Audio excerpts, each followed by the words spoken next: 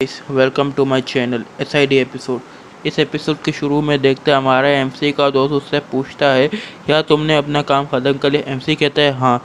फिर वो दोनों उस केस के बारे में बात करते हैं, जो केस वो मर्डर केस नहीं उसके बारे में बात करते हैं, जिसमें हमें पता चलता है जो फैमिली है उन्होंने कर्जा लिया हुआ था और उन्हें ये 1 महीने में था, लेकिन वो मुश्किल था उनके उनके उनका कोई और जो क्रिमिनल था उसका कोई मोटिव था पैसों के साथ, और जो उनका हेड ऑफ फैमिली था उसके भी रेपुटेशन कुछ अच्छी नहीं है थी।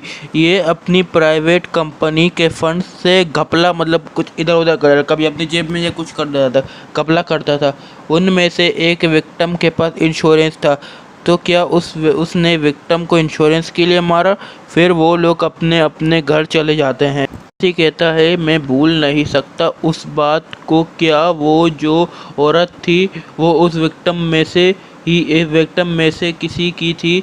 अगर अगर मेरी ग्रैंडमा जिंदा होती तो गोस्ट की डिज़ायर को पूरा कर देती, क्योंकि उसकी ग्रैंडमा शेमन थी और वो डिज़ायर वगैरह की आखिरी ख्वाहिश वो पूरा करती थी।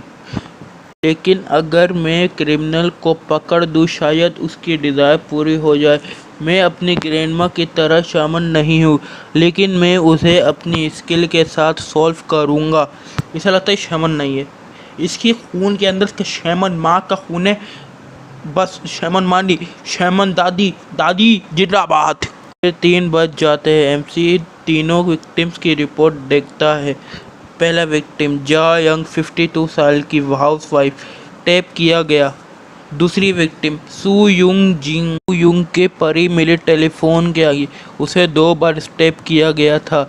और तीसरा और आखिरी जा युंग 21 साल की मिली, लिविंग रूम में किसी ब्लंट चीज से मारा गया। मरने की वजह थी कॉन्सिशियन से। इसकी इंजरी दोनों से ज़्यादा गहरी थी, मतलब उसे ज़्यादा मारा गया, मतलब दैट इज वो से स्टेप किया गया। तीनों को जब मारा गया इन तीनों के क्रॉप्स उल्टे डायरेक्शन में थे। डोर के सीधे में भागने की कोशिश की तो डोर के सीधे भाग मरते हैं ना, ये तो बिल्कुल से डोर ऐसा लग रहा है कि से छुप के मारा, यहाँ पे साइड में लाश उधर, साइड में इधर लाश, ऐसे हुआ है। यही बात करते हैं, अगर पहले आग लगाई जाती तो उन तीनों का फेस डोर की तरफ होता। अगर कोई टिपिकल मर्डर सीन होता तो वो वॉल की तरफ जाते और रेजिस्ट तो करते, लेकिन जो विक्टिम थे उन्हें पीछे से मारा गया। जो 2 थे वो तो भागने की कोशिश कर रहे थे, लेकिन जा युंग की बॉडी किचन की तरफ थी, बाकी दोनों से दूर थी। और उधर खड़े होने के लिए इतनी जगह नहीं, मतलब जिसने उसे मारा वो एक ऐसी जगह में खड़ा था जहाँ पे ढंग से एक आदमी खड़े होने की जगह नहीं थी।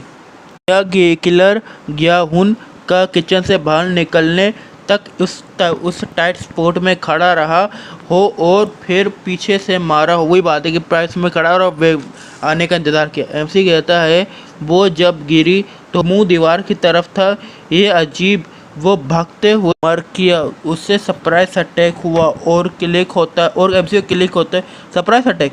वो विक्टिम आखिरी बार कब मिली मिल गई फाइल 9 बजे और अपने दोस्तों के साथ बाहर 1 बजे तक रही।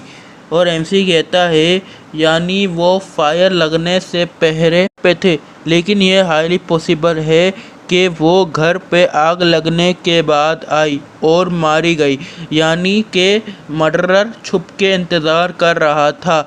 अगर के आखिरी मेंबर का और सरप्राइज अटैक किया किसी ब्लंट चीज़, क्योंकि उसकी चाकू तो टूट चुका था। अगर ये रॉबरी करने के लिए आया था तो इसे जानकारी थी, यानी कि किलर बगैर किसी एविडेंस के आया और उन्हें पीछे से मारा। यह सिनेरियो है हमारे पास, क्योंकि हमें विक्टिम के मरने का सही टाइम नहीं पता और ना ही किलर के घर पे घुसने का।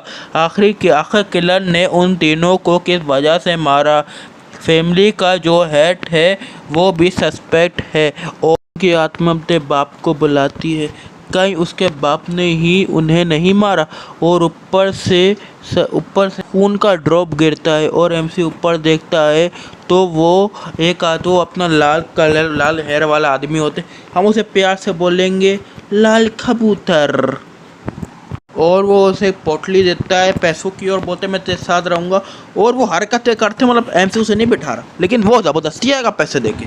इतना है वो उसे बाहर निकल जाते हैं तो उन्हें एक आदमी खड़ा मिलता है। लाइक एंड सब्सक्राइब करना मत भूलना, लाइक एंड सब्सक्राइब करोगे मेरी दुआएं मिलेंगी।